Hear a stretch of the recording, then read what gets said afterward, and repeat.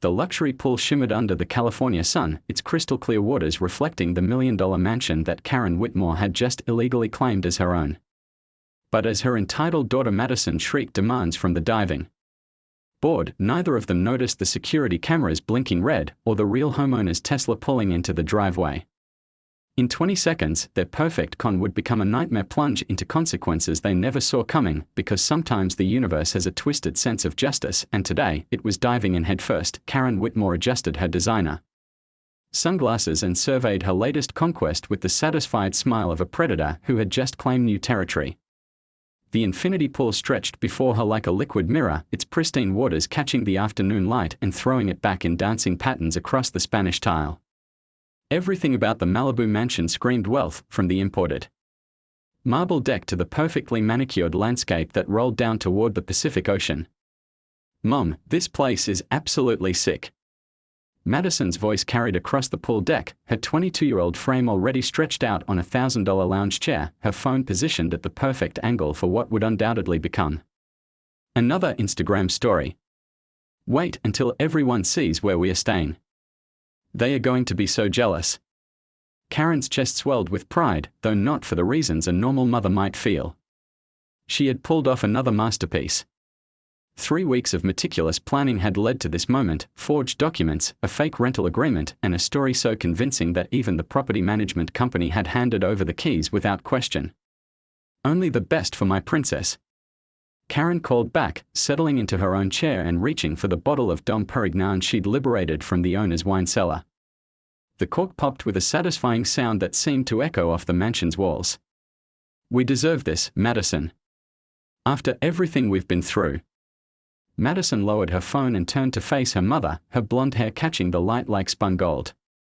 She had inherited Karen's sharp features and calculating eyes, though at 22, she still possessed the kind of youthful beauty that could open doors and empty wallets with equal efficiency. "I still can't believe you convinced them we were." "The Morrison family," Madison said, raising her own glass of champagne. "The way you just walked into that office like you owned the place, it was iconic." Karen's smile widened. The Morrison family was currently in Switzerland, completely unaware that their Malibu vacation home had been temporarily commandeered by 2 women who had perfected the art of taking what wasn't theirs. Karen had spent weeks studying their social media, their habits, their property managers' weaknesses. She'd even gone so far as to have business cards printed with the Morrison name, complete with a fake phone number that redirected to a Google Voice account she controlled. "Confidence is everything, sweetheart," Karen said, taking a long sip of the champagne. The bubbles danced on her tongue, each one worth more than most people's hourly wage. "People want to believe you belong. Give them half a reason and they'll do the rest of the work for you." It wasn't Karen's first rodeo. At 45, she had been perfecting this particular skill set for over 2 decades. It had started small, returning items she'd never purchased, claiming meal comps at restaurants for imaginary problems, finding ways to live just slightly beyond her means through creative interpretations of rules and regulations. But as Madison had grown older and more expensive, Karen's schemes had evolved. The pool house door slid open, and Madison emerged wearing a bikini that probably cost more than most people's monthly rent. She'd found it in the master bedroom closet, along with several other items that now hung in what she'd claimed as her temporary wardrobe. "I'm thinking we should throw a party," Madison announced, diving gracefully into the pool. When she surfaced, her makeup remained perfectly intact. She'd learned long ago how to look effortless while putting in maximum effort. "Nothing huge. Just a few dozen of my closest friends. We could get it catered, maybe hire a DJ." Karen raised an eyebrow. "Using what money?" Madison's grin was pure mischief. "The Morrisons' credit cards are in the kitchen drawer. I saw you looking at them earlier." Madison Elizabeth Whitmore. Karen's voice carried the tone of mock disapproval that both women knew was purely for show. "What kind of mother do you think I am?" "The kind who taught me that the world doesn't give you anything for free," Madison replied, swimming over to the pool's edge and resting her arms on the warm stone. "The kind who showed me that if you want something, you find a way to take it." Karen felt another surge of maternal pride. Madison had been an eager student in the School of Creative Acquisition.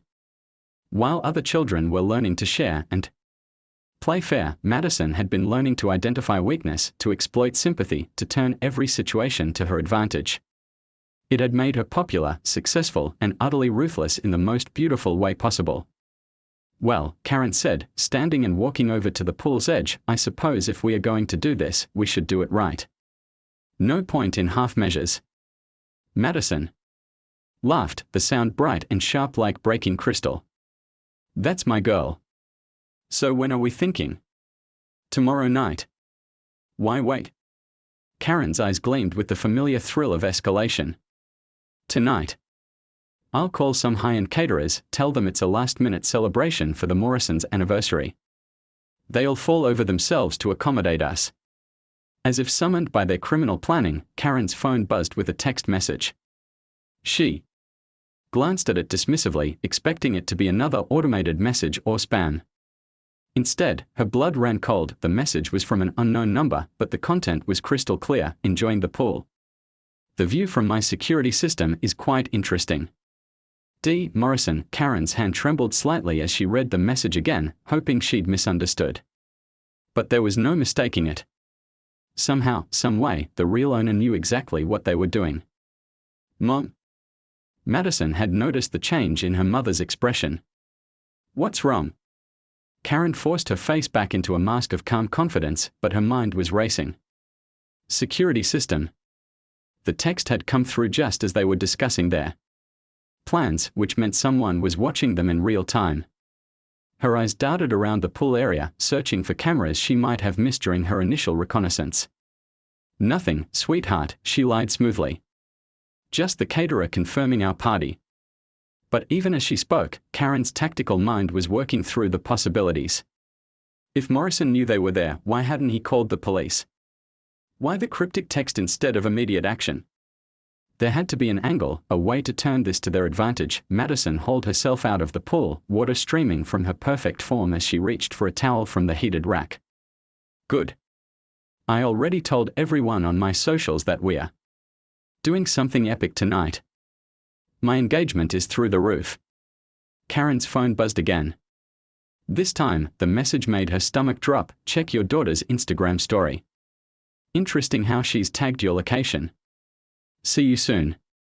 The realization hit her like a physical blow. Madison's constant social media updates, her need to broadcast every moment of their lives to her thousands of followers, it had been a trail of digital breadcrumbs leading straight to their temporary paradise. "Madison," Karen said, her voice carefully controlled, "show me what you posted today." Madison looked puzzled but complied, scrolling through her phone and handing it over. Karen's worst fears were confirmed as she watched story after story documenting their day at the family vacation home. Location tags, time stamps, even a video tour of the pool area that included several distinctive architectural features that would make the property instantly recognizable to anyone familiar with it. "Is something wrong?" Madison asked, noticing her mother's increasingly pale complexion. Before Karen could answer, the sound of a car door slamming echoed from the front of the house. Then another. And another. Karen's eyes met Madison's, and for the first time in her daughter's life, she saw genuine fear in her mother's gaze. "Listen to me very carefully," Karen whispered urgently. "We may need to leave. Quickly." But it was already too late. The sound of footsteps on marble echoed through the mansion, growing closer with each passing second. Multiple sets of footsteps, moving with the confident pace of people who belonged exactly where they were. As the patio doors slid open, Karen Whitmore realized that for the first time in her career of calculated theft and manipulation, she had finally met someone who was better at the game than she was. The man who stepped onto the pool deck moved with the fluid confidence of someone who had never questioned his right to occupy any space he entered. David Morrison was nothing like the soft tech executive Karen had imagined from his social media profiles. At 48, he possessed the lean, predatory build of a former military operative, his steel gray eyes taking in every detail of the scene with tactical precision.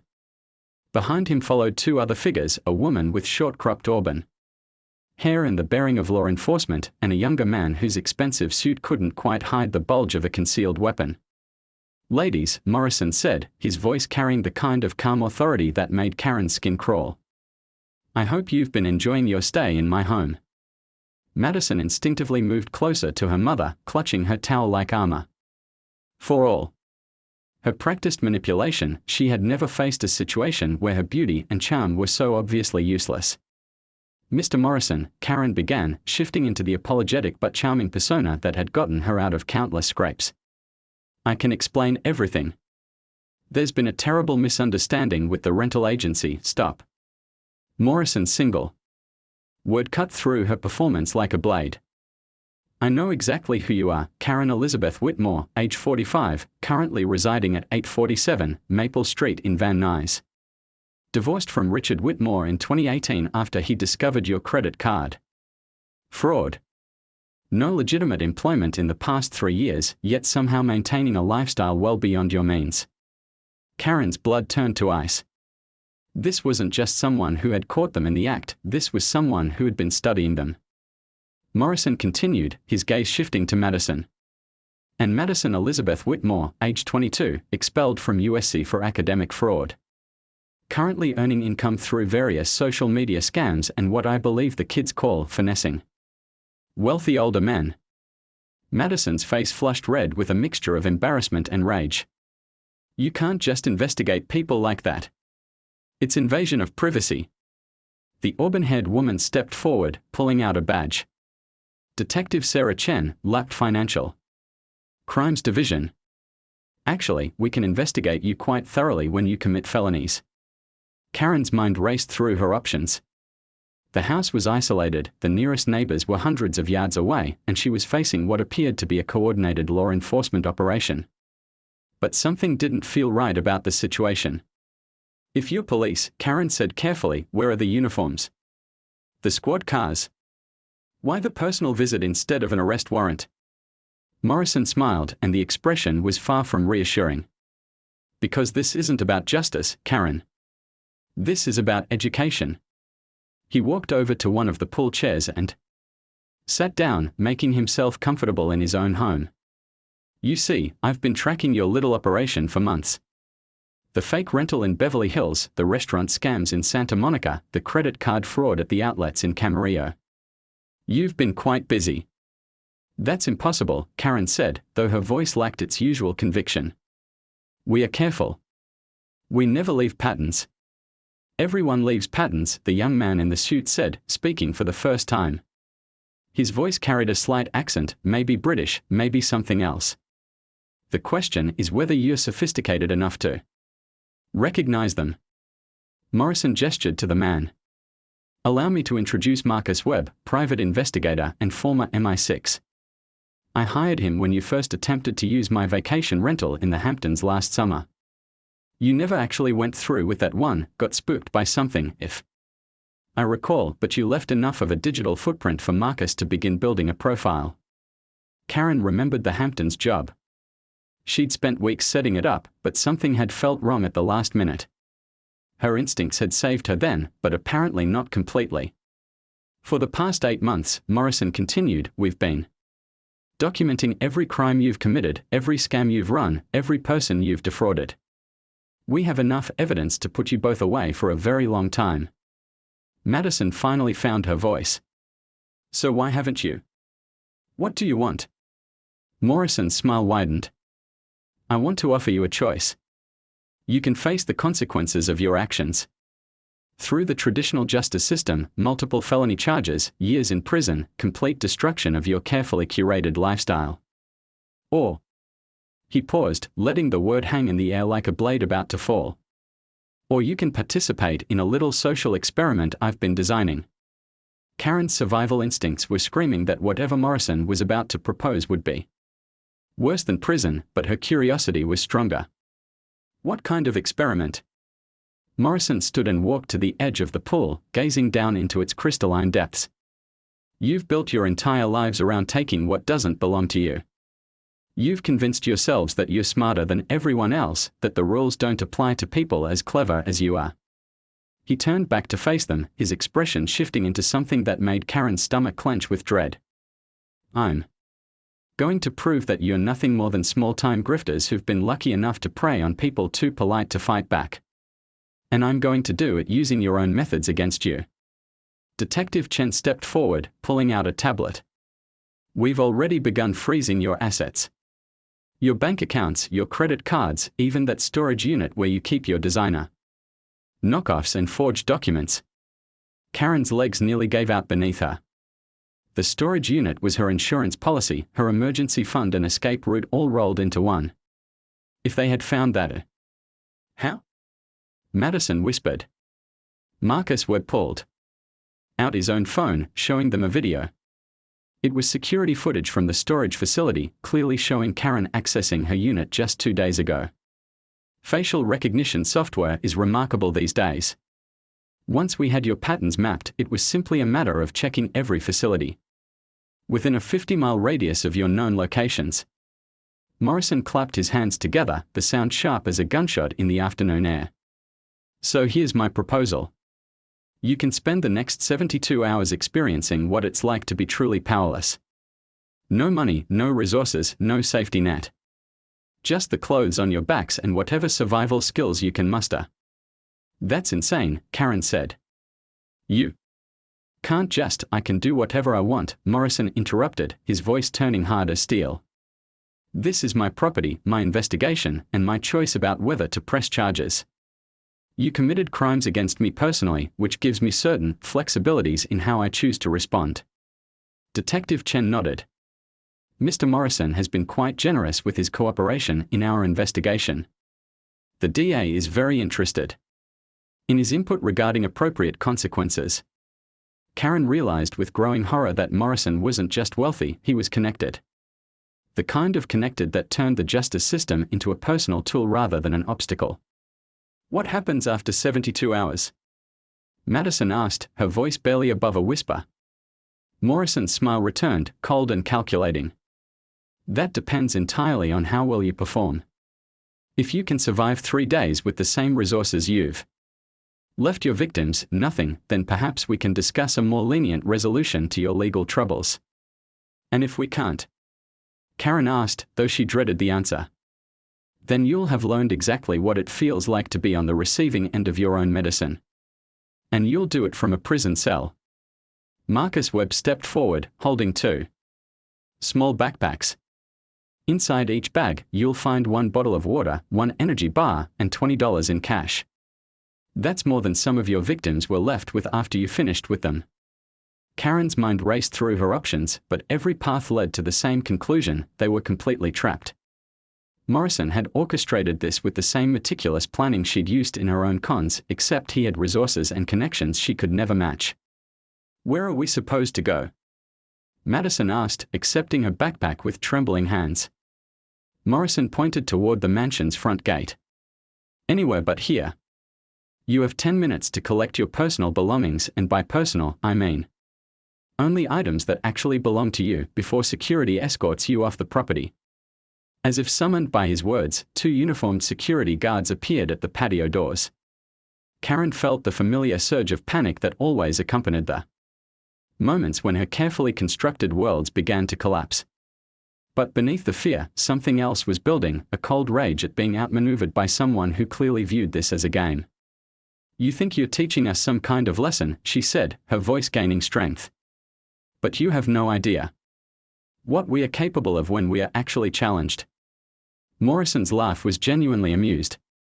I'm counting on it, Karen. I want to see exactly what you're made of when you can't hide behind fake identities and stolen credit cards. He gestured toward the house. Your 10 minutes start now. As Karen and Madison hurried toward the mansion to gather what little actually belonged to them, Morrison called out one final time. Oh, and ladies, I'll be watching. Every step, every decision, every desperate attempt to claw your way back to comfort.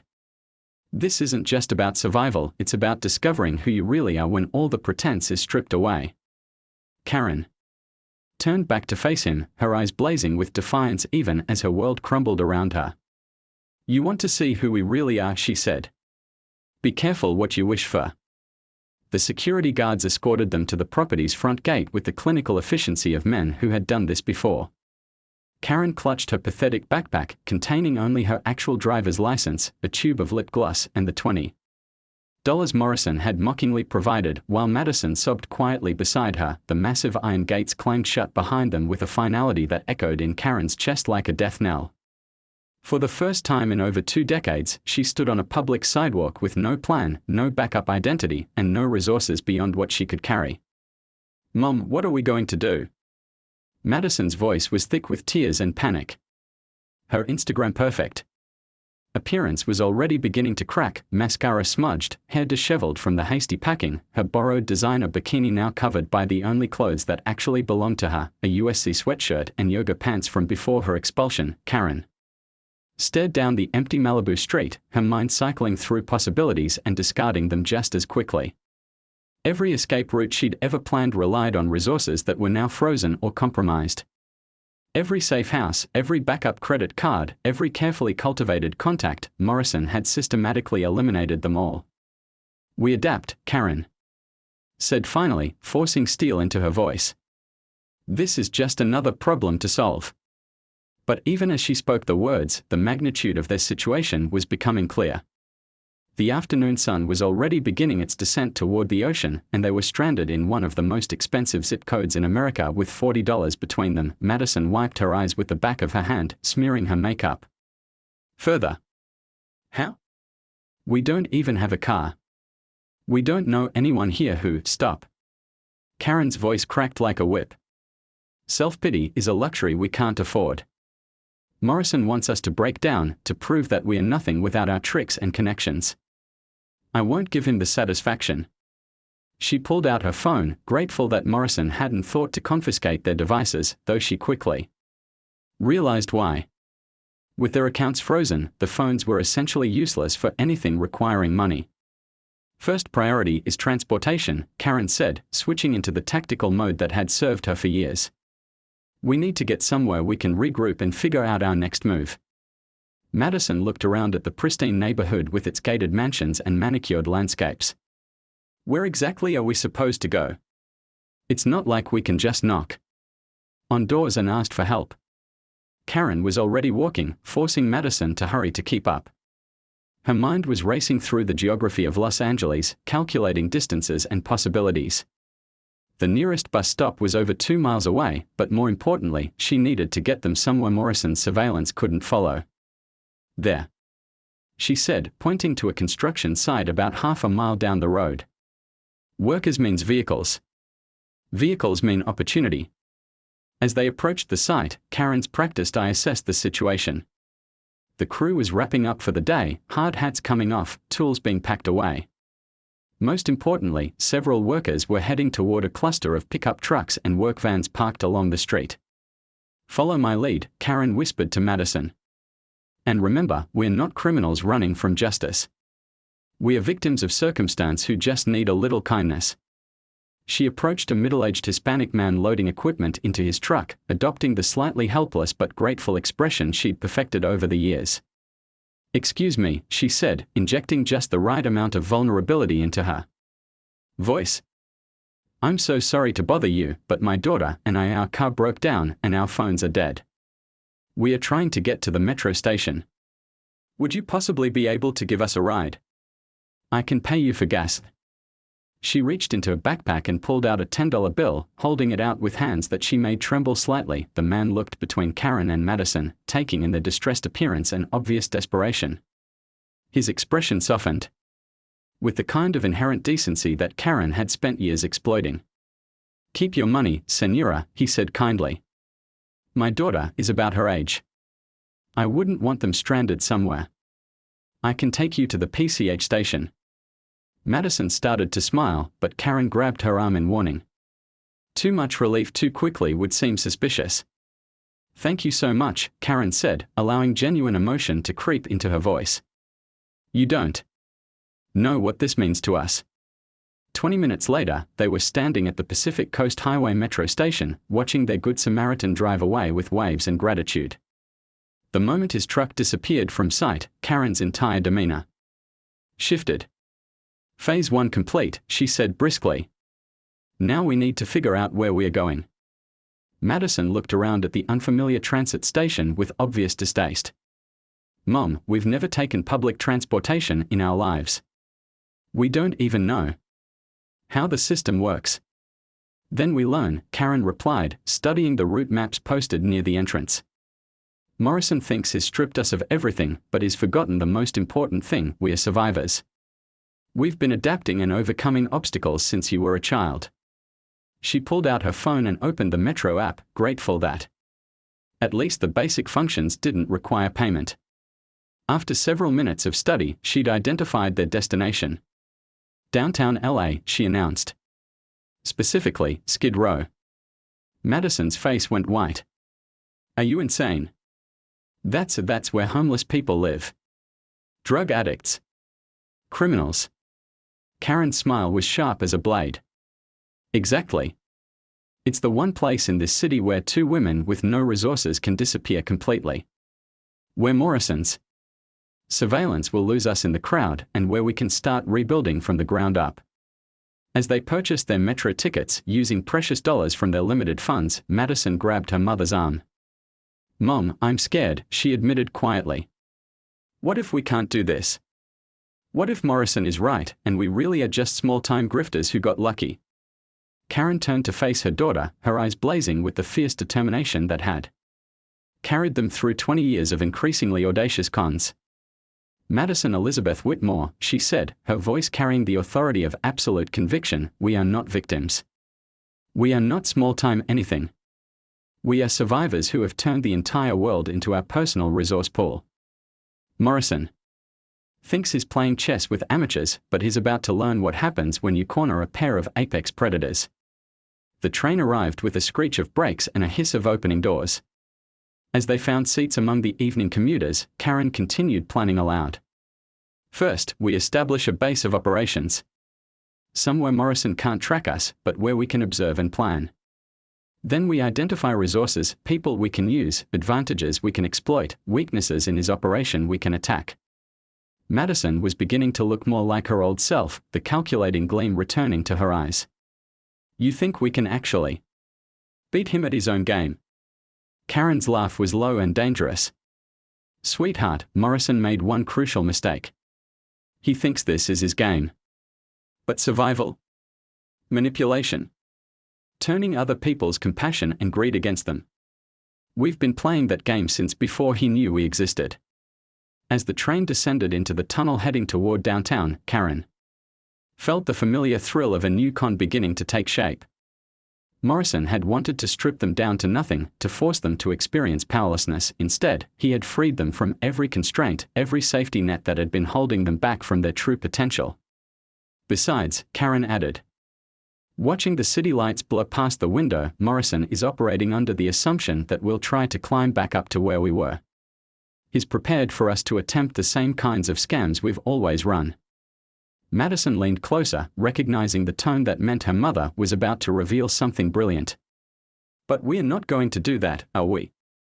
Madison said. Karen's reflection in the train window smiled back at her, and for the first time since the gates of Morrison's mansion had closed behind them, she felt truly confident. No, darling. We are going to do something Morrison never saw coming. We are going to embrace being exactly who he says we are, desperate, resourceless, and dangerous. And then we are going to use his own social experiment to destroy him.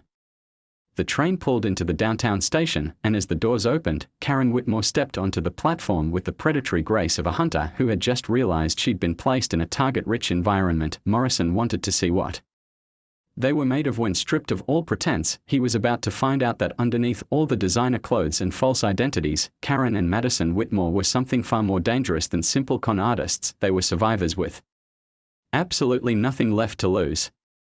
The Union rescue mission on Skid Row buzzed with the desperate energy of people clinging to their last threads of hope. Karen surveyed the scene from the entrance, her tactical mind cataloging every detail. The volunteers, earnest and well-meaning, moved through the crowd with the careful compassion of people who believed suffering could be alleviated through kindness and hot meals. They had no idea they were about to become weapons in a war they couldn't even see. Remember, Karen whispered to Madison as they joined the dinner line, we are not here to survive. We are here to build an army. Madison nodded, though her discomfort was obvious.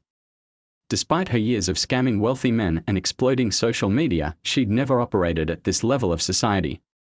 The smell of unwashed bodies and disinfectant. The hollow-eyed stares of genuine desperation. It was a far cry from the luxury hotels and exclusive restaurants where they'd previously hunted. Karen. A voice called from across the serving area. Both women turned to see a tall, gaunt man approaching them. His clothes were clean but worn, his beard neatly trimmed despite obvious circumstances. But it was his eyes that caught Karen's attention, sharp, calculating, and very much alive with intelligence. "Excuse me," Karen replied carefully. The man smiled, extending a hand that was clean despite everything else. "Tommy Martinez. And you're either undercover cops or you're running from something big enough to land you here overnight." Karen felt Madison tense beside her, but she forced herself to remain calm. "I'm not sure what you mean." Tommy's laugh was knowing. "Lady, I've been working these streets for 3 years and I've never seen anyone with $200 manicures in the dinner line. Your daughter's got designer dental work that costs more than most people here see in 6 months. So either you're cops trying to blend in or somebody with serious resources just dropped you into hell." Karen realized she was facing someone who might be just as dangerous as she was, a predator who'd learned to hunt in an environment where only the most ruthless survived.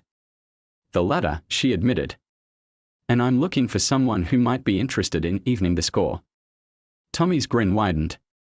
"Now that sounds like my kind of conversation." 20 minutes later, they sat in a corner of the mission's common area, speaking in low voices while Madison kept watch for eavesdroppers. "David Morrison," Tommy repeated when Karen had finished her story. "Yeah, I know that name. Not personally, but he's got a reputation in certain circles." "What kind of reputation?" Karen asked. "The kind that suggests this isn't his first time playing God with people's lives," Tommy said grimly. "About 2 years ago, there was a guy named Chen who used to work downtown. Financial advisor who got caught skimming from client accounts. Instead of just pressing charges, Morrison made him disappear." Madison leaned forward. "What do you mean, disappear?" "I mean one day Chen was living in his Brentwood condo, driving his Tesla, planning his legal defense. The next day, he was sleeping under the 4th Street Bridge with nothing but the clothes on his back and a head full of memories he couldn't quite trust." Karen felt a chill run down her spine. "Morrison did something to his mind." Tommy shrugged. "All I know is Chen kept insisting his name was something else, that he'd never been a financial advisor, that his memories of his old life were just dreams. Guy was completely broken.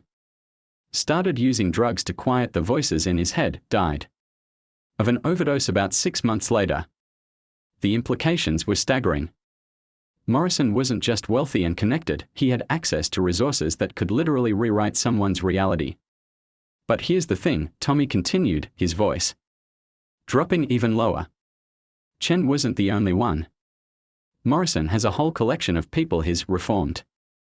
Some kind of psychological rehabilitation project has been running for years." Madison grabbed her mother's arm.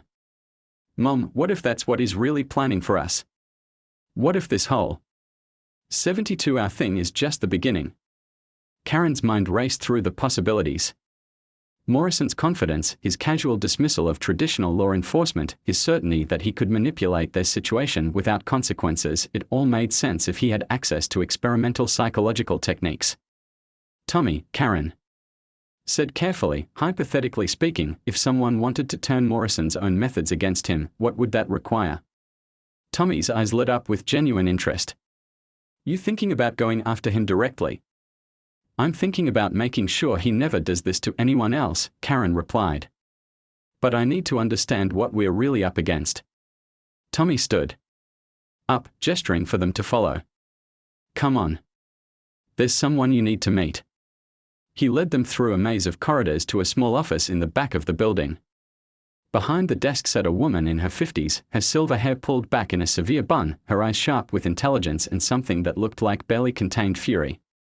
"Dr. Rebecca Santos," Tommy said by way of introduction. "Former chief of psychiatry at Ucklum Medical Center. Currently volunteer coordinator here at the mission." Dr. Santos looked up from her paperwork, her gaze immediately assessing Karen and Madison with clinical precision. "Let me guess," she said without preamble. "David Morrison." The confirmation hit Karen like a physical blow. "You know about him?" "I know about him because he destroyed my career," Dr. Santos replied, her voice carrying decades of suppressed anger. 3 years ago, I was investigating reports of experimental psychological conditioning being performed without proper oversight or consent. My research led me to Morrison's private foundation. She gestured to the cramped office around them. 2 weeks later, I was accused of research fraud, stripped of my medical license, and blacklisted from every major institution in the country. Somehow, evidence appeared suggesting I'd been falsifying data for years. Madison looked between the adults, her face pale with growing understanding. "He can destroy anyone." "Almost anyone," Dr. Santos corrected. "But he makes mistakes when he gets overconfident. And lately, he's been getting very overconfident." Karen leaned forward, sensing an opportunity. "What kind of mistakes?" Dr. Santos smiled, and the expression was sharp as broken glass. "The kind that happen when you start believing your own mythology. Morrison thinks he's untouchable because he's been operating in the shadows for so long. But every system has vulnerabilities, and I've spent 3 years mapping his." She opened a drawer and pulled out a thick folder. Psychological profiles of his previous victims, documentation of his methods, even some preliminary evidence of his offshore financial networks. "I've been building a case against him for years, but I've never had the right catalyst to actually deploy it." Tommy grinned. "Until now." Karen felt the familiar thrill of a perfect con beginning to crystallize. "What exactly are you proposing, Dr. Santos?" "Morrison wants to break you down and rebuild you as an object lesson in his own superiority," the doctor replied. "But psychological conditioning works both ways. If we can turn his own methods against him, make him question his grip on reality the way he's done to so many others, we destroy him from the inside out," Karen finished, her voice filled with admiration for the elegance of the plan. "Dr. Santos nodded.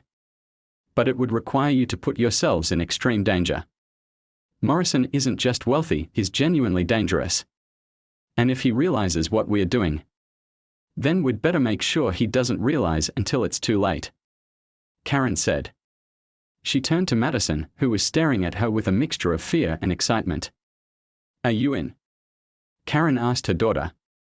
Madison's smile was pure predator. "Mom, Morrison wanted to see what we're really made of. Let's show him what happens when two apex predators get tired of being prey." Tommy clapped his hands together. "This is going to be beautiful." Dr. Santos was already spreading papers across her desk, revealing detailed psychological profiles and tactical assessments. "Then let's begin. Because David Morrison is about to learn that when you strip away everything from someone who's already dangerous, you don't create a victim." Karen leaned over the plans, her eyes gleaming with anticipation as the full scope of their counterattack began to take shape. "You create a weapon," she whispered. And somewhere in his Malibu mansion, David Morrison was about to discover that his perfect social experiment had just become the instrument of his own destruction.